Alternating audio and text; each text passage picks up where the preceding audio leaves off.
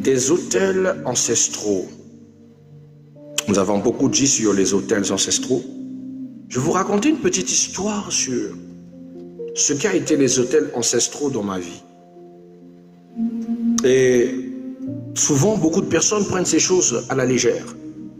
Quand on parle des forces et des esprits des ancêtres, des dons de la nature, les pactes avec la famille ou les pactes familiaux, certaines personnes pensent que c'est chimérique. Alors bien aimés, elles sont réelles. Elles sont issues et viennent des origines, des consultations mystiques, des sacrifices, des demandes de protection occulte, des alliances avec les esprits familiaux.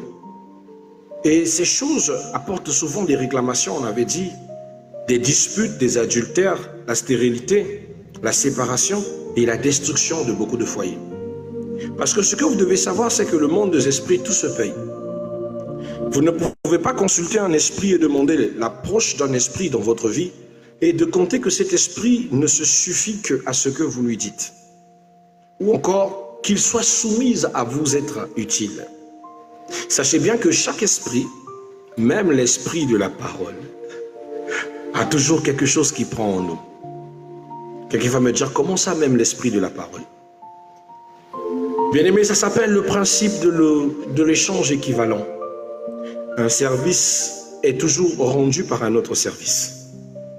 Un esprit te rend service au détriment de quelque chose qu'il prendra dans ta vie. À la différence, bien aimé, l'échange équivalent est toujours appuyé, même dans le monde des chrétiens. Mais à notre différence, l'échange équivalent qui est censé nous revenir pour que nous ayons droit à profiter de la grâce, de l'abondance, de la réception de Dieu, de la proximité avec le ciel, il y a un coût puissant, un coût très cher qui se paye depuis des siècles et jusqu'à aujourd'hui. Et ce coût, ce n'est même pas nous. Ce coût ne touche même pas nos familles. Ce coût ne touche même pas nos enfants. Ce coût ne touche même pas nos descendances. Ce coût s'appelle Jésus. Jésus s'appelle agneau propitiatoire ou encore agneau sacrificiel. Il est l'agneau qui se donne en échange pour nous et pour notre liberté, pour notre garantie et notre bien-être. Ça veut dire que dans le cri des autels ancestraux ou encore dans l'échange équivalent de l'esprit que nous avons en étant enfants de Dieu, c'est le sang de Jésus, c'est son sacrifice qui est l'échange équivalent. Mais quand vous allez vous-même embrasser les forces ancestrales familiales et les esprits de la nature, vous n'avez pas une autre chose à donner que ce que vous avez. Alors c'est comme ça qu'il peut décider de pouvoir choisir l'une de vos enfants pour en faire une prophétesse, ou de sacrifier une génération, ou d'emmener toute une partie de votre famille dans la pauvreté, juste pour que sa protection, sa faveur et certaines choses que vous avez demandées puissent accompagner la famille. Et nous avions été le résultat de ces causes qu'on appelle par les autels ancestraux, où nous avons vécu une famille qui, à cause de la gloire qu'ils recherchaient, de la puissance qu'ils recherchaient, de la fabulation qu'ils recherchaient, ont ouvert des portes à des démons de destruction, des démons de célibat, des démons d'échec. Je vous assure. Tu arrives dans ma famille, tu peux trouver beaucoup de femmes avec beaucoup d'enfants. Mais si tu vas compter ceux qui sont mariés légalement, ils sont comptés au bout de doigts. Je parle même des femmes, parlons des hommes. On n'est pas nombreux à être mariés légalement ou à être mariés tout simplement à la mairie. On n'est pas nombreux. Mais ce n'est pas manque de gentillesse, encore moins de courtoisie, encore moins de savoir-faire avec les femmes. C'est juste que beaucoup ignorent ce que c'est qu'un impact familial. Ça réclame énormément. Vous avez les dispositions, vous avez la chance d'avoir du travail, vous avez la chance d'être apprécié par les autorités, vous avez tout ça. Mais vous n'avez oublié que toutes ces chances-là ne sont pas toujours bio. C'est-à-dire, elles ne viennent pas forcément de Dieu. Elles viennent des pactes avec les ancêtres. Quand tu trahis les pactes avec les ancêtres, tu ne marcheras pas sur la bénédiction ancestrale. Bien-aimés, je vais vous témoigner encore une chose avant de passer en outre sur notre troisième point. Quand je travaillais à Océan du Nord, à chaque fois que je devais entrer dans mon village, je rencontrais toujours une panne qui faisait que je n'entrais pas dans mon village. La première des pannes, nous étions en route pour aller sur Makwa. Et quand nous arrivons vers Gamboma, je vois une vision. Où je vois qu'une personne apparaît et me dit, vous n'arriverez pas à Makwa. Ici et maintenant, votre course s'arrête. Directement, panne. Le moteur a lâché et le moteur ne roulait plus. Les camions d'Océan du Nord, c'est quand même atroce, c'est pas n'importe quoi, c'est balèze, on ne peut pas pousser. Je dis, waouh. Et on s'est arrêté comme ça dans la chaussée. Et on était obligé de ramener le véhicule à l'agence d'Océan du Nord de Gamboma. Et Dieu merci, c'est une montagne inclinée. Le chauffeur était tellement intelligent qu'il a laissé le véhicule couler, descendre en chute libre, pour qu'il puisse le conduire petit à petit jusqu'à le faire entrer dans l'agence, sans que le moteur ne fonctionne. Gloire à Dieu, il a très bien fait sa manœuvre. Je suis resté à Gamboma 2 semaines. 2 semaines coincées. Troisième des fois, ça nous a appris à Olombo. Je dis à Olombo, ça nous a appris comment on appelle ça?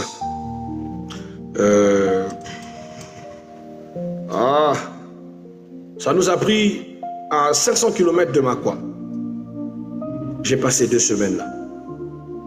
Après, ça nous a pris encore à 120 km de Makwa. À chaque fois, c'était toujours pareil. Ça m'a fait mal. J'ai dit, bon, je vais un peu expliquer ce problème-là en famille. C'est quoi? C'est d'abord aussi mon village. Pourquoi mon village ne veut pas me recevoir? Et quand j'explique à un de mes aînés, il me dit, mais c'est normal. Tu as cessé et tourné ton dos à tes ancêtres. Voilà pourquoi tes ancêtres ne veulent pas te recevoir. Et si tu dois les recevoir, quand tu arriveras même à Owando, où tu arrives au moins à 600 km de Makwa, arrête-toi et renverse de l'eau, parle à tes ancêtres. Je sais que si je fais cette bêtise où je parle à mes ancêtres, c'est que j'ai réactivé l'autel ancestral. Bien aimé, n'oubliez pas, je vous dis des choses qui existent. Certaines réclamations que vous vivez dans vos vies, vous ne savez pas où vous les avez ouvertes. Vous prenez tout à la légère. J'ai écouté ma tante, j'ai écouté mon oncle, c'est la même chose qu'ils m'ont dit. Ils m'ont dit, petit, tu as offensé tes ancêtres. Et c'est eux qui ne veulent pas que tu rentres dans ton terroir. Alors un jour, je me suis levé le matin parce que j'avais encore une mission sur Makwa. Je me suis dit même qu'à celui qui crée l'émission là, mais pourquoi il m'envoie toujours là où je finis par dormir deux semaines hors de chez moi? À cause de ce voyage, j'ai dormi 2 semaines dans la forêt, dans la savane. 2 semaines plein dans la savane, dans le bus. Ma vie en danger. Mais cette fois-ci, j'ai fléchi les genoux. J'ai dit, Seigneur, où ces gens-là sont plus forts que toi, où tu es Dieu au-dessus de toutes choses. Et si tu es Dieu au-dessus de toutes choses, moi, je vais arriver à mon territoire. Je suis entré dans le bus, on est parti. On a passé au Lombo, on a passé au Wando. On est arrivé là où j'étais coincé la dernière fois, à Niété Bumba. On a dépassé Niété. On arrive à 115 km de Makwa. Et quand on arrive à 115 km de Makwa, le véhicule a commencé à réagir. Et le véhicule s'est arrêté net, propre. Mon chauffeur est descendu, il a dit non, non, il y a quelque chose qui ne va pas. Pourquoi chaque fois qu'on arrive ici, il faut qu'on connaisse une panne? Qu'est-ce qui ne va pas avec? J'ai dit, calme-toi, ne panique pas, laisse-moi faire. Oh, mais je dis, calme-toi, tu ne peux pas comprendre, ce n'est pas des choses qui te concernent. J'ai dit, donne-moi ta bouteille d'eau. J'ai pris la bouteille d'eau, je suis sorti. J'ai regardé la nature. J'ai dit, Dieu, pas Dieu de mes ancêtres, mon Dieu. El Shaddai, El Adonai. C'est toi qui as créé la terre. C'est toi qui as créé les cieux. Donc même si cette terre-là appartient à mes aïeuls, et c'est d'abord toi qui les as créés. C'est toi qui es le maître au-dessus de tous les esprits. La Bible dit, tout genou fléchira lorsqu'on parlera de l'agneau. Je déclare au nom de Jésus que tout genou fléchisse et que toute langue confesse. Ils veulent que je renverse l'eau par même le sol, que je leur demande le passage. Je ne le ferai pas. Mon passage, c'est Jésus. J'ai pris l'eau que j'avais, j'ai déversé sur le bus. Sois libéré au nom de Jésus. Je suis remonté sur le bus. J'ai dit démarre. Le chauffeur a dit le moteur a coulé. J'ai dit démarre. Il me dit le moteur. J'ai dit je vais te gifler. Il démarre. Le bus s'est allumé normal. La climatisation a repris à l'intérieur. J'ai dit allons-y. Aujourd'hui, je dors à Makwa. Nous sommes allés. Bien-aimés, on est arrivé enfin à Makwa. On a fait la main d'œuvre, on gare, les passagers descendent. C'était pour moi, disons, 15 ans après, 20 ans ou 15 ans après que j'ai remis les pieds dans mon village. J'ai pu y arriver. Ce n'était pas par la force de quelque chose d'autre. Souvent dans la vie, certaines choses vont te faire comprendre que si tu ne le fais pas, tu ne vas pas réussir. Que si tu ne te soumets pas à telle nature, tu ne vas pas y arriver. Certaines personnes disent, oui, vous êtes chrétien, mais vous ne devez pas oublier que vous avez aussi des affinités. Je n'ai pas oublié que j'ai des affinités. Mais j'ai refusé ces affinités parce que je ne suis plus dans ces choses. Je suis à Jésus et j'ai parlé. La chose a obéi. Quand j'arrive sur mon village, je croise mon oncle, père son âme, il est décédé il n'y a pas très longtemps. Dès que je le vois, il me regarde, il dit, neveu, finalement tu es arrivé à toucher le sol. Tu es fort. Et en plus, sans appeler tes ancêtres. Petit, tu as prouvé que tu es un homme. Bienvenue chez toi. Aujourd'hui, tu ne dors pas à l'hôtel. Tu vas dormir chez toi, dans la maison de tes ancêtres. Je dis jamais. Moi, je suis venu en mission de service. Donc, le lendemain, je dois retourner avec les passagers à Brazzaville. Je ne suis pas venu ici pour dormir dans la maison, dans la case de mes ancêtres. Je vais dormir dans un hôtel quelconque. Il m'a dit, je suis ton oncle.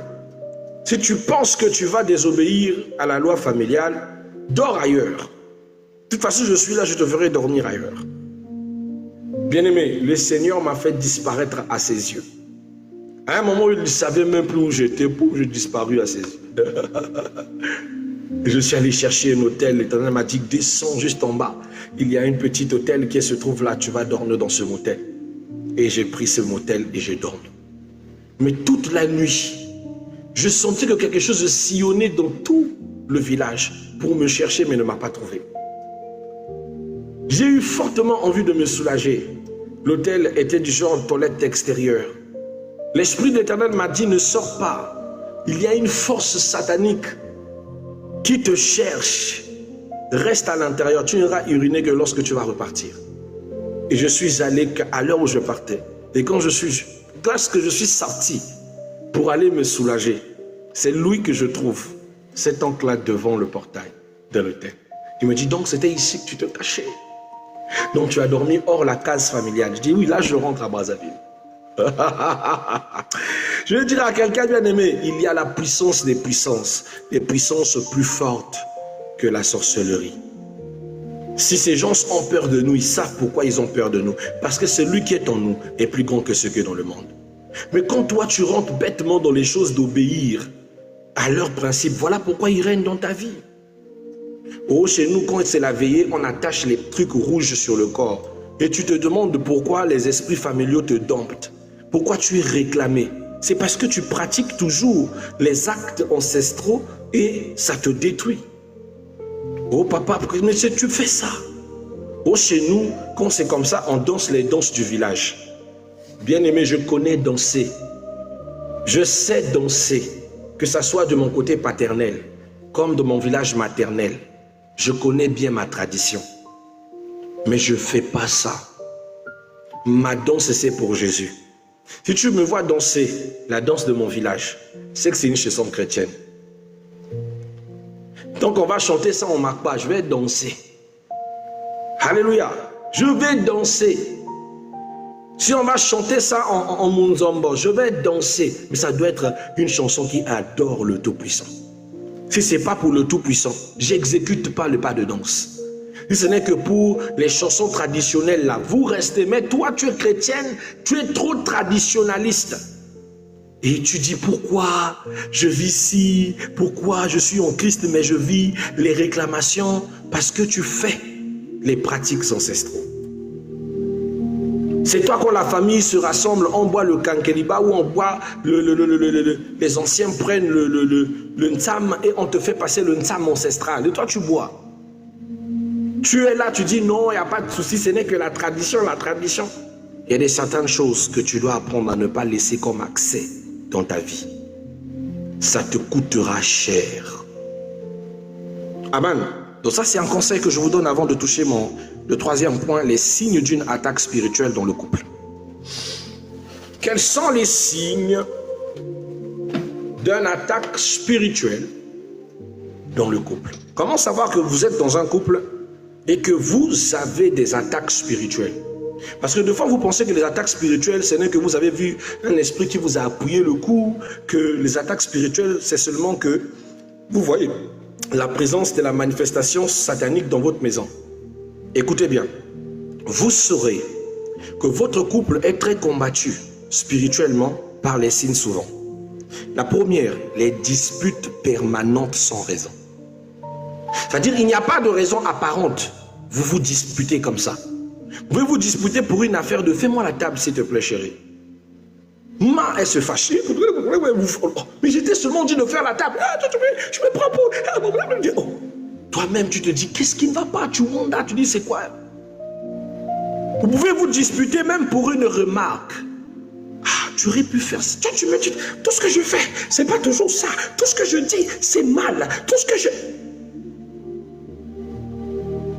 Si vous n'êtes pas révélé, vous allez aussi lui dire quoi? Mais moi je te parle, vous vous chamaillez. Et Satan rentre, il fait ce qu'il a à faire. C'est un signe. Vous n'avez aucune raison à part. Vous ne vous chamaillez même pas pour une infidélité, même pas pour des broutilles, des bêtises. Vous êtes combattus. Vous cherchez des raisons à ça, c'est spirituel. Toi-même, le moment où tu t'assois, tu t'es fâché pourquoi? En quoi qu'il te fasse les remarques, c'est mal? En quoi? Deuxième signe, la haine soudaine entre conjoints. Tu n'arrives pas à comprendre, mais la face de ton mari t'énerve maintenant. Tu ne sais pas. Quand tu le vois, tu le regardes, voilà, il est arrivé, il fait genre, il est la honte comme ça, il ne peut même pas prendre soin des gens, ils se sont responsables. Ah bien, tu vas me dire de faire la table avec son visage là. Je dis, mais tu ne peux pas te poser la question qu'il y a quelque chose qui ne va pas avec toi. Et le plus souvent, ça touche beaucoup les sœurs. Mais ça touche aussi les hommes. Tu arrives, tu n'arrives plus à apprécier ta femme. Avant, tu ne sentais pas les mauvaises odeurs, mais tu commences à la sentir, elle pue. Mais comment elle peut sentir les aisselles comme ça, vraiment, une femme qui... En plus, toute la maison pue ses aisselles. Oh! Tu la vois, elle te donne envie de nauséer. Un homme normal prend plaisir d'avoir sa femme se changer. Mais elle te voit se changer, tout ce que tu fais est disgracieux. Il regarde les courbes de ton corps, il trouve ça disgracieux. Il ne sait pas pourquoi il commence à te détester. Juste comme ça, influence des esprits. Où tu vois, tu te changes, il sort. Avant, il pouvait rester là, te voir comment est-ce que tu te changes. Et même apprécier. Mais il préfère sortir. Ou pareil pour la femme. Il voit le mari comme ça se changer, puis il regarde un homme sale comme ça. Le mari de toutes les femmes. On regarde de moi un Djongjou comme ça. Qu'est-ce qu'il y a? La force des esprits. Mais c'est la même personne s'il essaye de tricher. Pourquoi tu m'as fait ça? Pourquoi tu m'as fait ça? Ça dit que ça anime une haine pour que vous n'ayez aucune entente. Troisième des signes, refus du mariage malgré l'amour. Ça, c'est la maladie des hommes. Quand vous arrivez à ce sort, ça dit que vous êtes avec un monsieur qui vous promet toujours. Je vais te marier. Célestine, un jour, je vais te marier. T'inquiète pas. Mais quand lui-même, il est seul avec ses amis, qui va marier? Marier qui? Non, on a mis aux hommes des enfants, mais je ne peux pas la marier. À sa famille, il dit même que non, je vais marier une autre femme. Deux fois dans la colère, il va te dire, toi tu penses que quoi? Jusque là, je ne t'ai pas marié, c'est quoi? Tu penses que l'argent manque? J'ai l'argent, je peux aller t'épouser, mais je vois que je ne peux pas t'épouser. Tu n'es pas épousable. Mais pourtant, vous avez plus de 20 ans de vie commune. De 15 années de vie commune. Vous avez des beaux enfants. Mais il n'a jamais le courage d'aller t'épouser. À chaque fois que vous parlez de mariage, son visage change. C'est un signe. Une autre chose, une infidélité incontrôlable. Il n'arrive pas à comprendre pourquoi il n'arrive pas à se contenir. Ça arrive aussi aux femmes, mais ça, ce sont les esprits qui frappent plus les hommes. C'est-à-dire qu'il est là, il ne sait pas pourquoi, tout le dérange. Il ne peut pas supporter de voir une femme qui passe devant lui sans pourtant qu'il ait envie de conclure quelque chose. Je dis toute femme. Donc ça n'est pas une personne. Et toi-même, quand tu découvres ces infidélités, et là où il était infidèle, tu dis, ah, il y a Jean. C'est vraiment là-bas que tu as trouvé pour aller commettre la bêtise. Tu pouvais faire ça aussi ailleurs. Pourquoi seulement la gamine, là, vraiment, quel respect tu veux qu'on nous donne dans ce quartier? Il y a Jean n'y peut rien, il est envoûté. Lui-même, il va les draguer pour souffrir, il ne sait même pas pourquoi. Il n'arrive pas à se contrôler. Au point qu'à un moment, je dis, écoute, moi-même, je n'arrive pas à gérer ça. Ça se fait comme ça. Sachez qu'il y a des forces des esprits derrière ça. Nous avons un autre signe, les rêves sexuels. Elles peuvent être animées par les esprits de nuit ou sans esprit de nuit. Quand vous avez en récurrence des rêves sexuels, bien aimé, c'est un combat spirituel dans votre couple. C'est un signe puissant que quelque chose ne va pas dans votre foyer. Maman, tu es mariée, ton mari est à tes côtés. Mais un esprit décide de venir te faire le mapoli, c'est pas normal.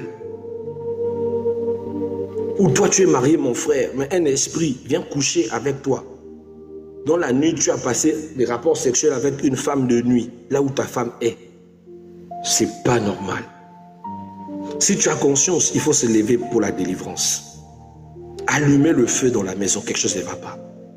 Si tu restes comme ça et tu trouves ça normal, c'est la séparation.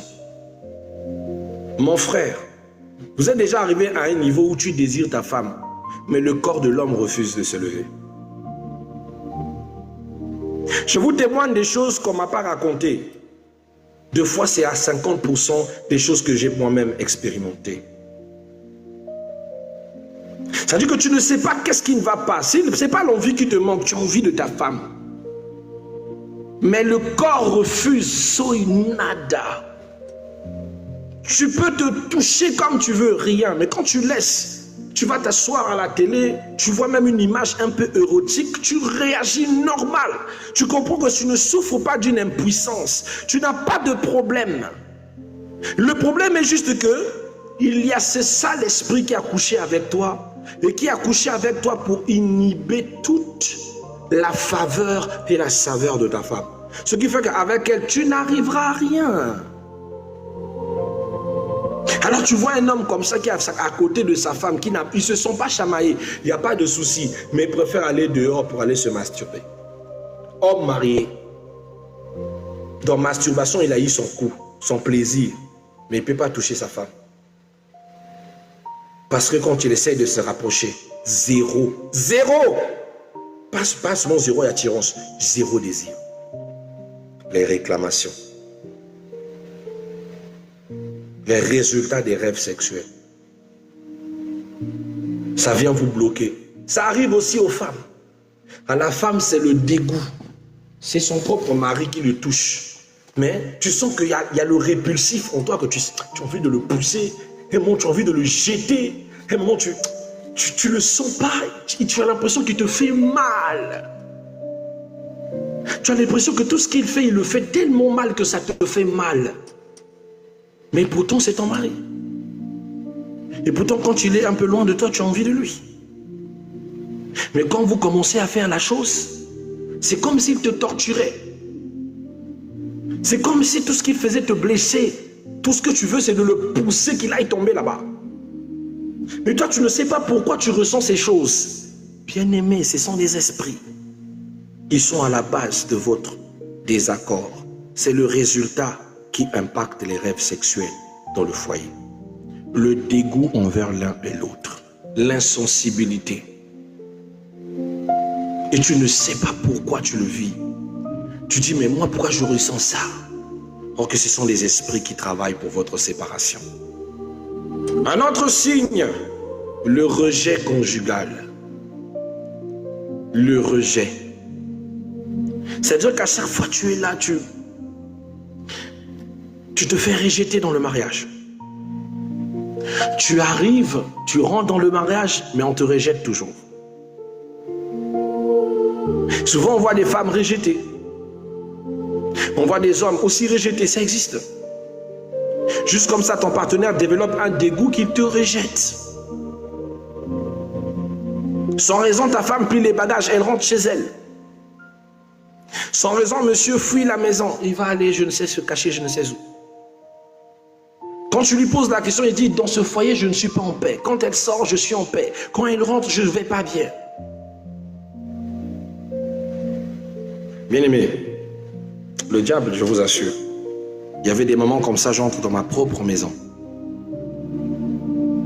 J'étais en joie, je reviens de l'église.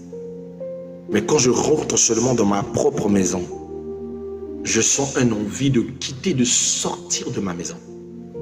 Je sens que tout ce qui se passe dans ma maison ne me va pas me plaire. Ma propre maison. Je vais vous dire, il y a des choses qui se passent, vous pensez que c'est physique, non, c'est spirituel. Je sors de la maison, je regarde la porte de la maison, je dis, hé, ici c'est chez moi.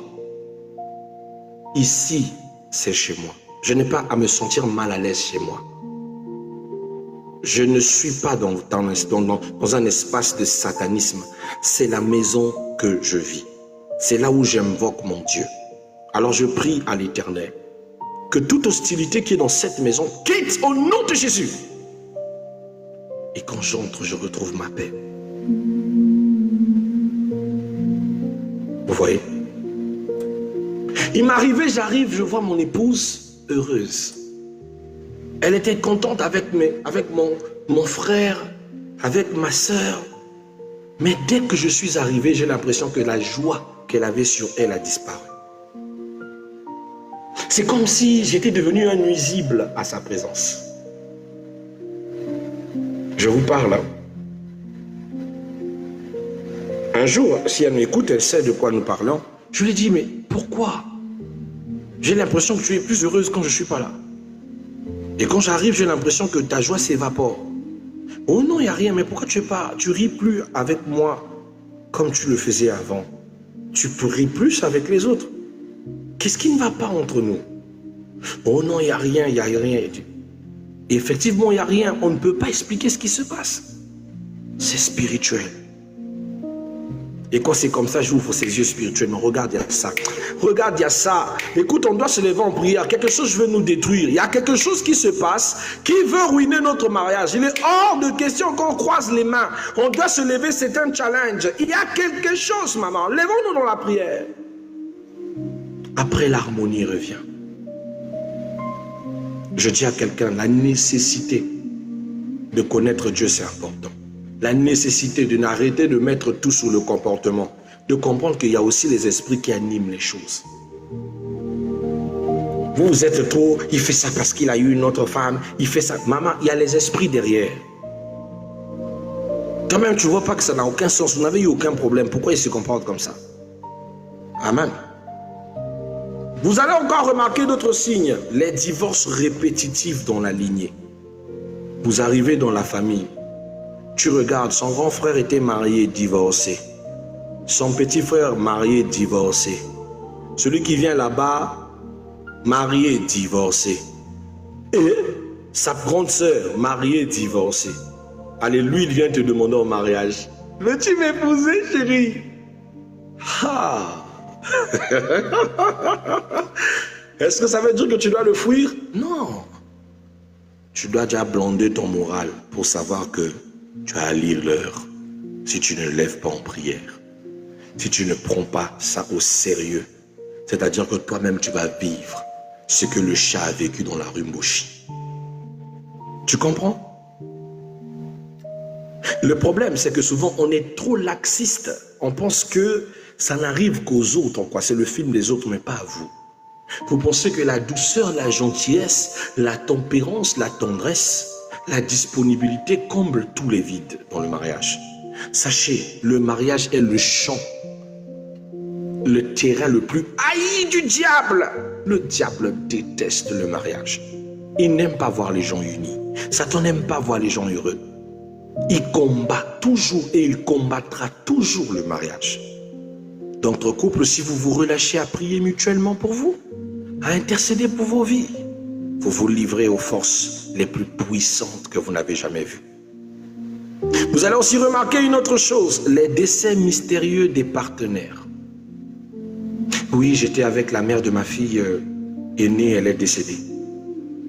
La mère de mon fils, le deuxième aussi, est décédé, je ne sais pas quoi. Maman, fuis. Donc ça, si tu sais que toi-même, tu n'as pas bonne spiritualité, fuis. Ne t'engage pas, je t'en prie. Si tu t'engages, dès que tu vas rentrer dans le seuil du mariage, tu ponds bébé, tu meurs. On appelle ça veuve noire. Veuve noire. Il y a la veuve noire femme, il y a aussi veuve noire. C'est quelqu'un qui ne sait pas qu'est-ce qui ne va pas. Donc la ritournelle des pactes familiales, c'est qu'ils bouffent leur femme. Il n'est pas sorcier, lui-même il n'est pas conscient de ça. Mais ce sont les esprits ancestraux qui finissent par liquider les maris ou les femmes de cette famille.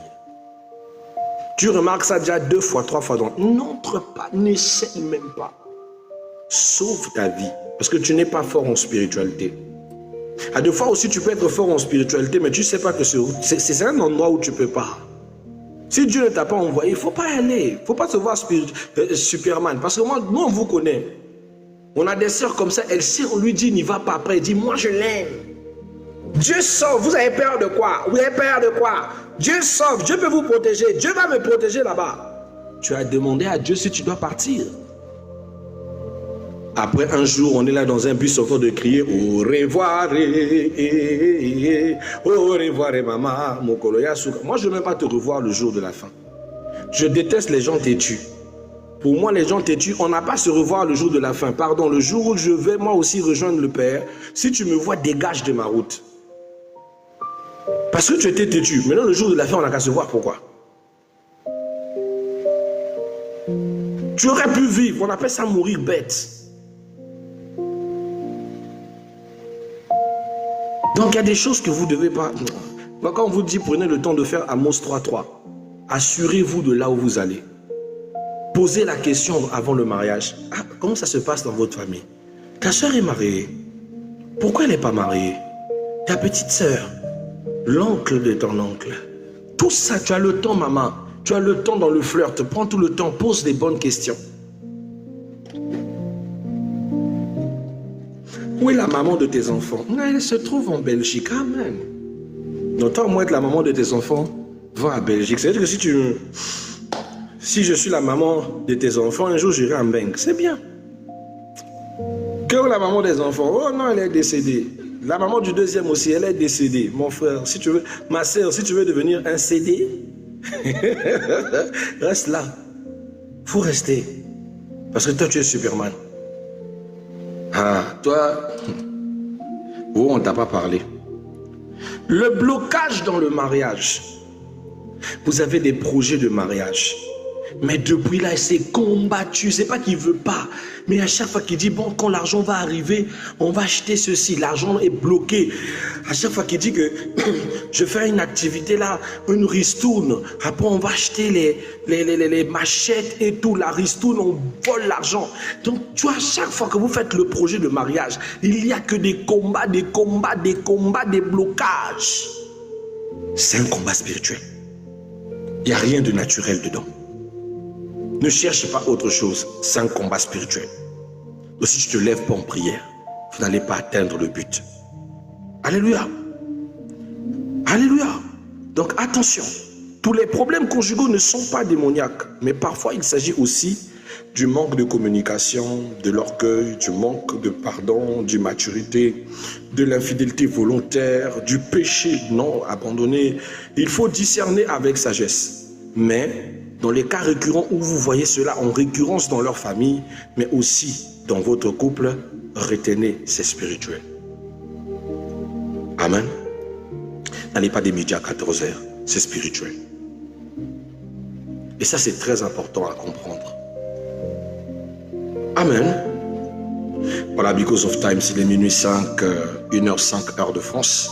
On va s'arrêter là. Le matin, nous allons parler de comment briser les pactes familiaux.